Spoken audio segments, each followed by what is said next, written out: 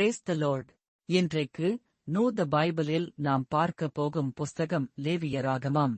கர்த்தர் மோசேயின் மூலமாக ஆசாரியர்களும் இஸ்ரவேல் ஜனங்களும் கர்த்தருக்கு அனுசரிக்க வேண்டியவைகளை விவரிப்பதே லேவியராகமம் ஆகும். கர்த்தருக்கு செலுத்தும் பலிகளைப் பற்றி 1 முதல் 7ஆம் அதிகாரத்திலும், ஆசாரியர்களின் நியமனத்தையும் ஆசாரிய முறைமைகளையும் 8 முதல் 10ஆம் அதிகாரத்திலும், புசிக்கத்தக்க புசிக்கத்தகாத உணவுகளையும் சுத்திகரிக்கப்படுதல்களையும் பற்றி 11 முதல் 15ஆம் அதிகாரத்திலும், பாவநிவர்த்தி நாளை பற்றி 16 முதல் 17ஆம் அதிகாரத்திலும், இஸ்ரவேல் ஜனங்கள் செய்ய வேண்டியவை செய்யத்தகாதவைகளைப் பற்றியும் 18 முதல் 20ஆம் அதிகாரத்திலும், ஆசாரியர்கள் கைக்கொள்ள வேண்டிய பண்புகளையும் ஒழுக்கங்களையும் 21 முதல் 22ஆம் அதிகாரத்திலும், கர்த்தருக்கு அனுசரிக்க வேண்டிய பண்டிகைகளைப் பற்றி 23 முதல் 25ஆம் அதிகாரத்திலும், கீழ்ப்படிதலின் பலனையும் கீழ்ப்படியாமையின் தண்டனைகளைப் பற்றி 26ஆம் அதிகாரத்திலும்,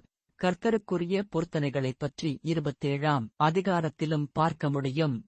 இதுவே லேவியராகமத்தின் சுருக்கமாகும்.